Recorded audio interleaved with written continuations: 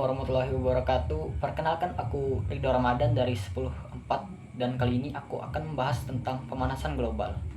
Mulai dari definisinya, penyebabnya, dampaknya, serta apa saja yang bisa kita lakukan untuk menguranginya. Pertama-tama kita masuk dulu ke definisinya ya. Pemanasan global.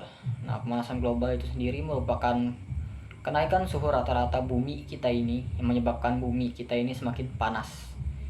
Dan dampaknya itu banyak banget, terutama perubahan iklim, terus pencairan es di kutub, dan tentunya panas yang kita rasakan sehari-hari itu makin panas gitu. Oke, lanjut penyebabnya. Jadi mengapa sih pemanasan global itu terjadi gitu? Mengapa bisa bumi kita ini panas? Apa penyebabnya dan bagaimana prosesnya? Jadi penyebab utamanya itu karena pembakaran ya, pembakaran fosil terutama. Kan saat pembakaran fosil itu dia melepas karbon, yang dimana karbon itu nanti itu akan bereaksi dengan udara seperti oksigen, nitrogen, dan kawan-kawan itu nantinya akan menghasilkan gas-gas rumah kaca seperti CO2, metana, dan sebagainya, yang dimana gas-gas ini tuh punya kecenderungan gitu, dia tuh punya kecenderungan menyerap radiasi balik dari bumi yang dipancarkan bumi setelah ia menerima cahaya dari matahari itu, diserap sama dia terus dipantulkan ke segala arah, dimana itu termasuk balik ke bumi juga gitu. Itulah yang menyebabkan panas itu tuh terkurung di bumi. Mungkin untuk lebih mudahnya bisa kita analogikan ya, gas rumah kaca itu seperti sebuah baju. Kan baju itu bagus ya, fungsinya untuk agar kita tidak kedinginan lagi saat cuaca dingin kayak malam hari itu. Ya sama aja kayak gas rumah kaca. Gas rumah kaca itu fungsinya sebagai agar bumi kita itu nggak dingin.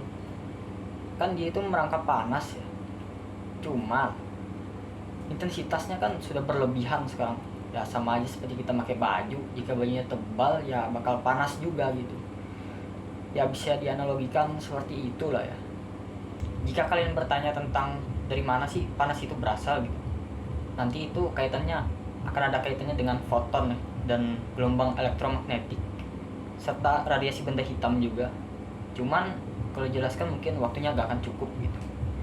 Selanjutnya kita akan masuk ke dampak aja. Jadi apa aja gitu dampaknya yang akan terjadi jika pemanasan global ini terus terjadi. Yang pertama pastinya panas ya. Ya kita sendiri juga merasakan panas siang hari itu bagaimana. Kemudian curah hujan yang makin tinggi, yang itu nanti bisa berdampak ke kebanjiran ya. Yang dimana kan jika suhu panas, evaporasi tentu makin tinggi. Evaporasi makin tinggi, makin banyak awan. Jika makin banyak awan, makin sering hujan. Ya begitu. Yang ketiga itu perubahan iklim. Ya terkait juga sih sama poin-poin sebelumnya, cuaca panas, terus evaporasi tinggi, yang dimana itu akan berdampak pada daerah-daerah yang dulunya tidak pernah hujan dan sebagainya, tiba-tiba hujan gitu, kebanjiran kayak di Arab dan sebagainya.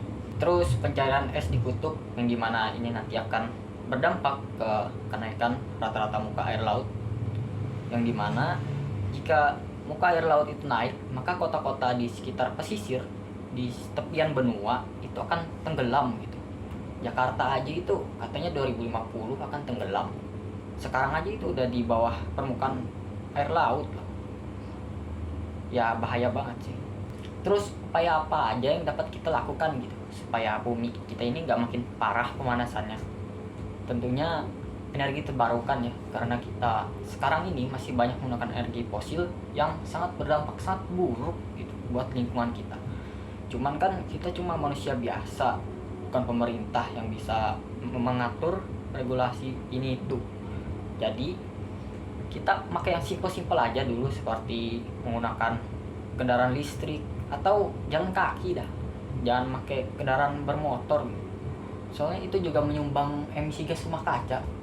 Kemudian jaga lingkungan, karena tanaman itu menyerap banyak karbon.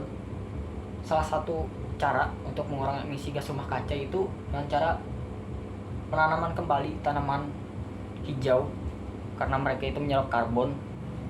Dan juga jaga lautan, karena di lautan atau samudra itu dia kan sangat luas, dimana dia punya kapasitas yang sangat besar untuk menyimpan karbon. Karena kan di sana banyak makhluk hidup juga ya, seperti fitoplankton, terumbu karang dan sebagainya yang bisa menyerap karbon karena mereka memerlukan itu untuk pertumbuhan mereka. Jadi ya itulah hal-hal yang dapat kita lakukan, sebagian lah ya, yang dapat kita lakukan agar bumi kita ini nggak semakin parah gitu. Satu pesan dari saya, jagalah bumi kita ini, karena jika bumi kita ini sudah rusak, kita akan tinggal di mana lagi? Mars aja itu tidak layak huni. Udah sih, itu aja.